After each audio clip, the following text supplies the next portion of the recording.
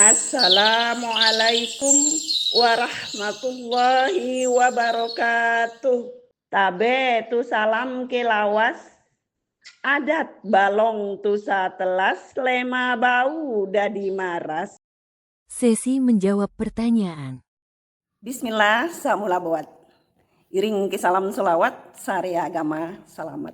Itu contoh lawas ya, seiring dengan judul best practice saya, lawas ikhlas, tapi maksudnya lawas di situ adalah pelayanan pengawas. Izin saya tambah dengan pantun. Wanita cantik memakai jilbab. Jilbab berwarna merah delima. Kami diajak bertanya jawab, ajakan itu kami terima. Jadi ada 3 pertanyaan, mohon izin saya jawab pertanyaan pertama. Strategi untuk memastikan praktik baik diikuti dan dikembangkan. Saya sebagai pengawas sekolah percaya bahwa perubahan yang bermakna dimulai dari pendekatan manusiawi dan kontekstual. Gitu. Itulah mengapa saya mengembangkan model pelayanan lawas ikhlas. Sebuah pendekatan berakar pada nilai-nilai keikhlasan, komunikasi, juga pemahaman lokal ya. Saya memulai dengan mengidentifikasi kebutuhan nyata sekolah binaan saya. Bukan hanya dari data, tetapi juga dari suara guru dan kepala sekolah. Melalui komunikasi yang terbuka dan intensif dengan guru dan kepala sekolah, baik secara daring maupun luring, juga saya komunikasikan dengan pihak-pihak terkait. Ya. Nah, seperti dinas pemerintah, dunia usaha, dunia industri gitu. Nah, dan yang bagusnya di Kabupaten Sumbawa Barat ini ada program Yasinan. Yasinan itu kepanjangannya pelayanan inklusif setara andalan.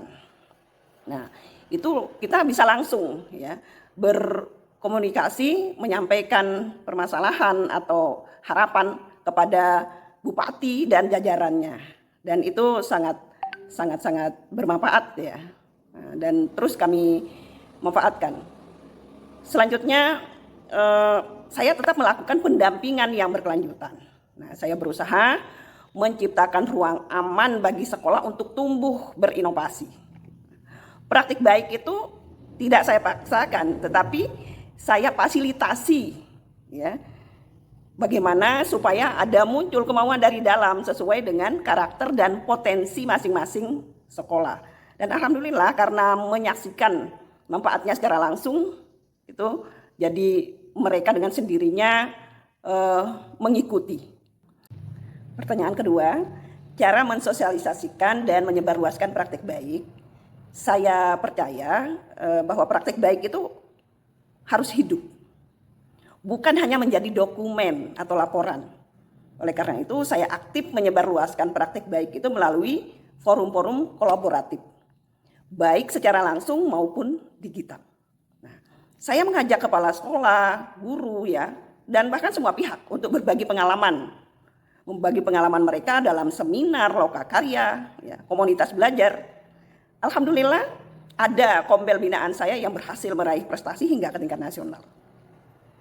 Kemudian saya juga memanfaatkan media sosial dan platform daring untuk mendokumentasikan dan menyebarkan praktik baik ini, supaya bisa diakses oleh sekolah yang lain. Dengan cara ini praktik baik tidak hanya menjadi inspirasi, tetapi juga menjadi gerakan bersama untuk meningkatkan mutu pendidikan. Dan yang lebih utama adalah menumbuh kembangkan, mewujudkan nilai-nilai praktik baik itu, seperti kedisiplinan, ketekunan, peduli, ya, kemandirian di dalam diri saya sendiri secara nyata. Nah, hingga ada energi kuat untuk menular kepada yang lain. Ini benar-benar terresonansi kalau memang sudah tumbuh gitu di dalam diri kita. Hal ini betul-betul saya rasakan. Hingga sering saya dengar guru atau kepala sekolah saya itu mengatakan, malu sama Bu Pengawas kalau tidak berpartisipasi, malu sama Bu Pengawas kalau tidak hadir tepat waktu, dan seterusnya. Jawaban pertanyaan ketiga. Tantangan terbesar dalam menjalankan peran sebagai pengawas ya, yang saya hadapi adalah keterbatasan waktu dan sumber daya. Terutama saat ini jumlah sekolah binaan sangat banyak. Padahal idealnya satu pengawas itu 10 sekolah. Saat ini saya harus mendampingi 74 satuan pendidikan dengan kondisi yang sangat beragam. Juga saya bertugas juga sebagai asesor akreditasi sekolah. Juga aktif di organisasi. Namun saya memilih untuk melihat tantangan ini sebagai peluang. Saya belajar untuk lebih mendengar, lebih fleksibel, lebih kreatif gitu dalam memberikan layanan. Nah, misalnya sekolah yang permasalahannya itu mirip, itu saya kumpulkan di satu tempat untuk membahas permasalahannya itu. Bahkan di dalam mobil gitu, saya jemput yang setelah identifikasi mana yang mirip itu biasanya saya jemput. Di dalam perjalanan itu kami bisa diskusikan tentang permasalahan dan menemukan solusinya. Karena memang KSD ini secara geografis ya berjauhan, jadi perjalanan menuju sekolah yang satu dengan yang lain itu cukup panjang gitu. Itu saya manfaatkan.